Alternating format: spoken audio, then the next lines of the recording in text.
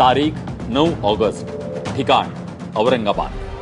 मराठ्यांचा पहिला मोर्चा औरंगाबादेतूनच निघाला।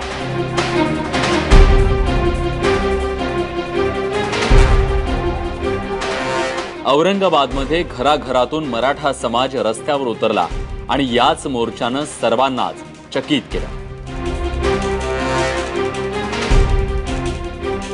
जवळपास 5 लाखांहून अधिक जण यात सहभागी झाल्याचं बोललं जात आहे। उस्मानाबाद, जळगाव, बीड, परभणी सर्वच ठिकाणी लाखो मराठे रस्त्यावर उतरले।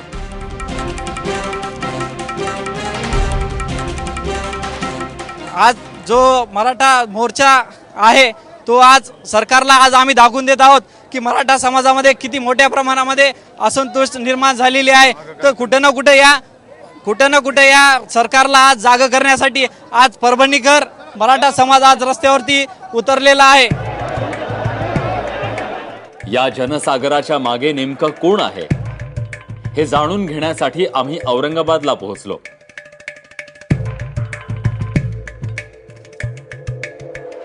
काही स्थानिकांना भेटल्यानंतर समजलं की औरंगाबादच्या मोर्चासाठी पहिली बैठक याच सिंचन भवनात झाली।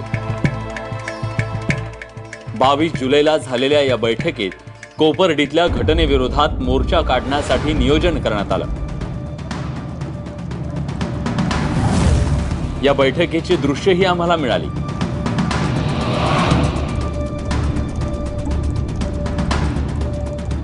या बैठकीत एकूण 16 लोक सहभागी झाले होते। हे 16 जण नेमके कोण होते, कुठल्या पक्षाचे होते की समाजसेवक, याची माहिती मिळवण्यासाठी आम्ही विजय काकडे पाटील नावाच्या व्यक्तीला भेटलो।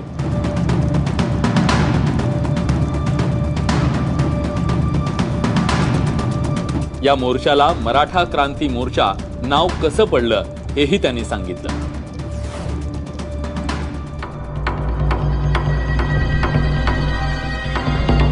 9 ऑगस्ट हा क्रांती दिवस आहे। योगायोगानं 9 ऑगस्टला मराठा सामाजिक क्रांती पण झाली पाहिजे आणि इथून पुढे अन्याय अत्याचार थांबले पाहिजे यासाठी आमचा प्रयत्न होता, म्हणून त्याला नाव दिलं मराठा क्रांती मोर्चा। विजय काकडे कुठल्याही राजकीय पक्षाचे नाहीयेत, तर शेतकरी संघटनेशी जुळले। 22 जुलैला झालेल्या बैठकीत कुठल्याही पक्षाचा नेता सहभागी नसल्याचं काकडेंनी सांगितलं। किती लोक होते त्या मीटिंगमध्ये? त्या सुरुवातीच्या पहिल्या मीटिंगमध्ये आम्ही 3 जण होतो। त्याच्यानंतर मग दुसरी मीटिंग आम्ही 22 तारखेला बोलवली। त्याच्यानंतर मग 16 लोक त्याच्यामध्ये एकूण आले टोटल। आणि त्याच्यामध्ये सर्व सामाजिक संघटनेचे, राजकीय याच्यातला कुठला संबंध नाही, पूर्ण सामाजिक संघटनेचे लोक होते। 22 जुलैला पार पडलेल्या बैठकीची बातमी औरंगाबादच्या वर्तमानपत्रांमध्येही आली।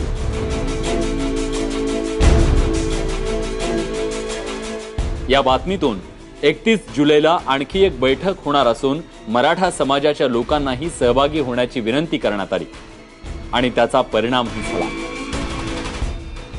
31 जुलैच्या बैठकीत 57 लोक सहभागी झाले। यात मराठा समाजाशी निगडीत 22 संघटनेचे लोक आले होते आणि पहिल्यांदा या बैठकीत शिवसेना, भाजप आणि राष्ट्रवादीचे 6 स्थानिक नेते सहभागी झाले। आम्ही तत्वतः ठरवलं की 9 ऑगस्टला हा मोर्चा काढायचा आणि त्या दिवशी आमचा निर्णय झाला। परंतु मग आता पुढचा असा विषय होतो की हे करायचं तर मग आपल्याला खूप संख्या आणली पाहिजे। मग आम्ही त्या दिवशी 1 लाखाच्या आकड्यावरती हे ठरवलं, टार्गेट ठरवलं की आपल्याला आता आपण सगळे आहोत ना, तर किमान 1 लाखाचा मोर्चा आपला झाला पाहिजे। या 31 तारखेच्या बैठकीनंतर मराठा क्रांती मोर्चाच्या लेटर हेडवर मोर्चासाठी पोलिसांकडून परवानगी मागण्यात आली।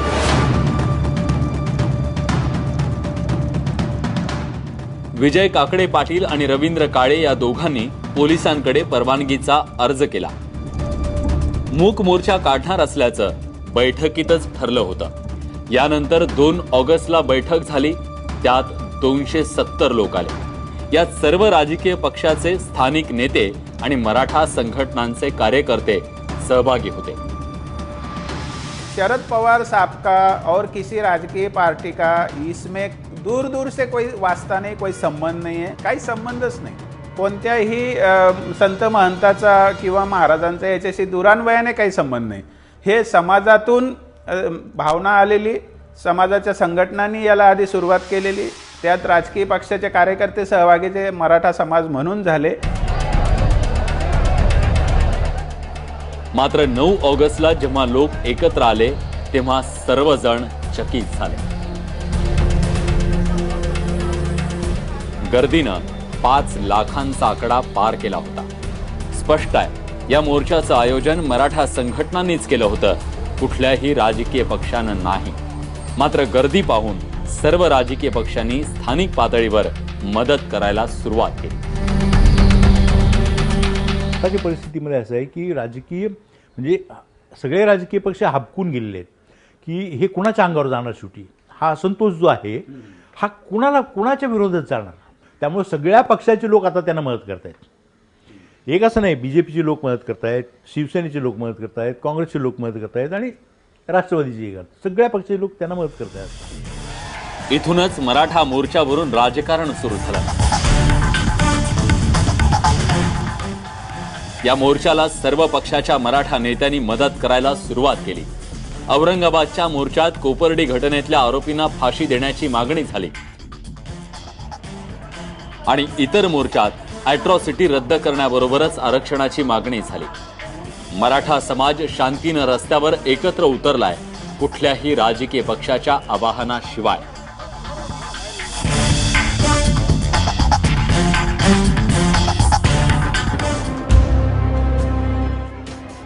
नेमका काय असंतोष आहे मराठा समाजात?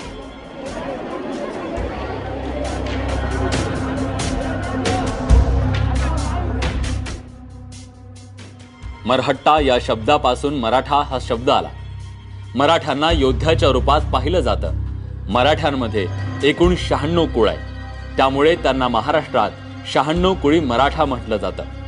17व्या शतकात दख्खनच्या राजाच्या सेनेतील वीरांना मराठा नावानं ओळखलं जाऊ लागलं, ज्यात छत्रपती शिवाजी महाराजांचे वडील शहाजीराजे भोसलेही सहभागी आहेत. मात्र 1660 मध्ये शिवाजी महाराजांनी मराठा साम्राज्य बनवलं आणि या साम्राज्याला मराठी साम्राज्यातील पेशव्यांनी पुढे नेलं.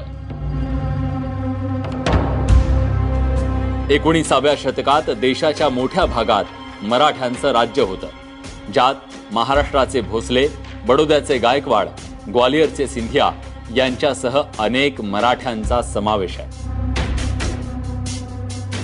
देशाच्या स्वातंत्र्यापासून मराठा समाजाचं महाराष्ट्राच्या राजकारणात विशेष वजन आहे. राज्यातले 16 मधले 10 मुख्यमंत्री मराठा समाजाचे राहिलेत. मात्र मंडळ आयोग लागू झाल्यानंतर मराठा समाज इतर समाजापासून स्वतःला वेगळं पडल्याचं समजू लागला, असं काहींचं म्हणणं आहे. शेड्यूल कास्टला राखीव जागा होत्या, दलितांना, आदिवासींना. मंडळ आयोगाने मधल्या जातींना, OBC जाती अशा वेगळ्या काढल्या, त्यातल्या त्यांना वेगळं आरक्षण दिलं. आणि ते आरक्षण दिल्यानंतर हा सगळा चंक जो होता मधल्या OBC जातींचा, तो मराठा जातीपासून दुरावला गेला. त्यांना त्यांची स्वतःची एक आयडेंटिटी तयार झाली आणि त्यांचं एक त्या राखीव जागांच्या अनुषंगाने की वेगळं राजकारण आकारायला यायला लागलं. म्हणजे पूर्वी कसं होतं, मराठा आणि बहुजन समाज सगळा एकच राजकारण त्यांचं होतं. आता काय झालं, त्याच्यामध्ये मराठ्यांचं राजकारण वेगळं, बहुजन समाज म्हणजे OBCचं राजकारण वेगळं, दलितांचं वेगळं, अशी त्यामध्ये हे तयार झाली. 1980च्या दशकापर्यंत महाराष्ट्राचं राजकारण मराठ्यांच्या भोवती फिरत राहील. मात्र त्यानंतर मराठ्यांची मतं वेगवेगळ्या पक्षांमध्ये विभागली गेली आणि OBCचं महत्त्व वाढत गेलं. 1990च्या दशकात या समाजातही आरक्षणाची मागणी होऊ लागली. त्यामुळे आता लाखो मराठा रस्त्यावर उतरण्याचं कारण म्हणजे आरक्षण न मिळाल्याचा राग असल्याचं विश्लेषकांचं म्हणणं आहे.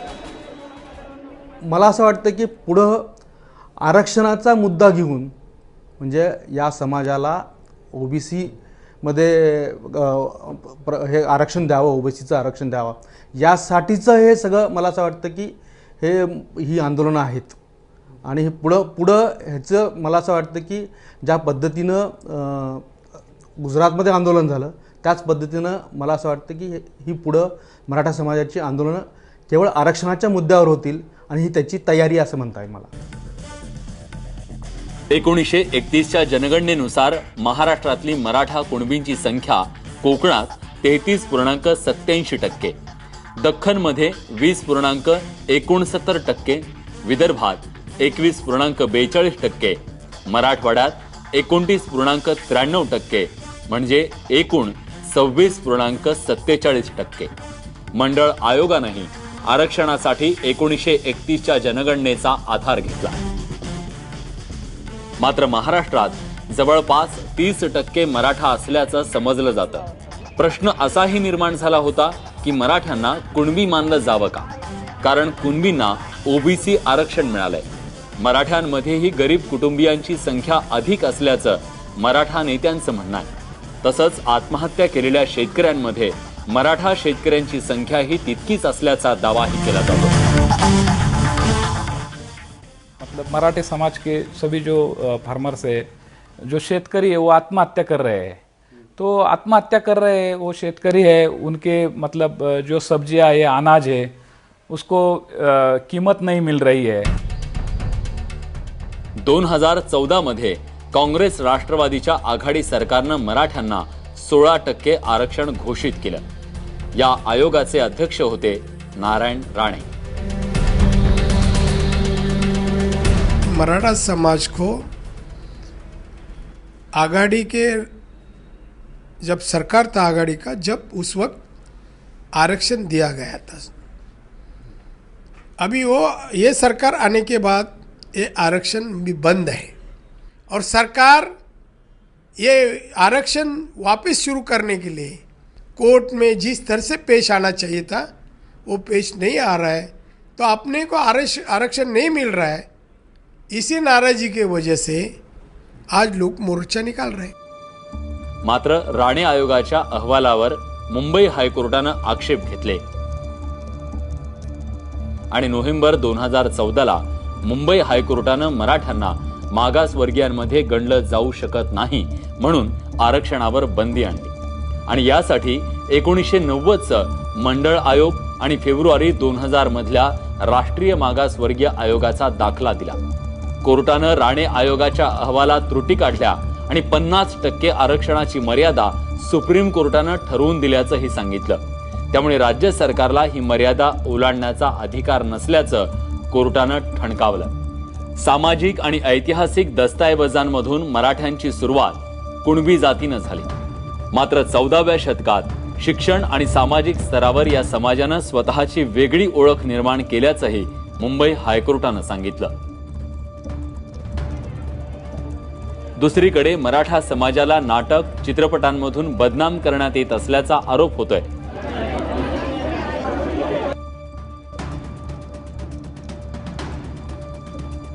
ज्यात नुकताच गाजलेल्या सैराट चित्रपटाचाही समावेश आहे. सैराट का तो एक तरफ हम सैराट को देखेंगे कि एक कलाकृति हम देख के सैराट को एक अच्छा सा मतलब एक अच्छी कलाकृति बनाई है. लेकिन सैराट की वजह से गलत मैसेज भी इस समाज में जा रहा है. सैराट चित्रपट ऑनर किलिंगवर आधारित आहे. सोशल मीडियावरही सैराटवरून बरीच टीका झाली. अॅट्रॉसिटी कायद्याच्या काही घटनांमधून निर्माण झालेला असंतोषही या मोर्चाला कारणीभूत असल्याचा कयास बांधला जातोय. गावागावात राजकारणातले 2 गट एकमेकांना फसवण्यासाठी अॅट्रॉसिटी कायद्याचा चुकीचा वापर करतात असाही आरोप आहे. एक राजकारणाचा हत्यार म्हणून सुद्धा त्याचा वापर व्हायला लागला. म्हणजे उदाहरणार्थ कसं की समजा मी तुमचा प्रतिस्पर्धी आहे, म्हणजे राजकारणामध्ये राजकारणातला प्रतिस्पर्धी आहे. मी आमदार आहे, तुम्ही पण आमदार आहात, किंवा तुम्ही माझे विरोधक आहात. तुम्ही BJPमध्ये आहात, मी काँग्रेसमध्ये आहे. मग तुम्हाला जर नामोहरम करायचं असेल तर मी काय म्हणणार, 2 दलितांना हाताशी धरून त्याच्यावर अॅट्रॉसिटीची केस टाक. असे पण प्रकार ह्यामध्ये घडायला, म्हणजे त्याचा राजकीय वापर व्हायला लागला. बऱ्याच लोकांनी केला त्याचा राजकीय वापर.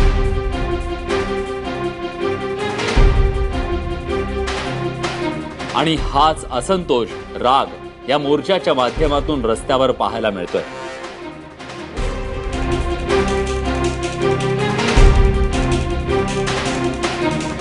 मात्र यातून एक भीतीही निर्माण होतीये की की दलित आणि मराठ्यांमध्ये संघर्ष निर्माण होऊ नये.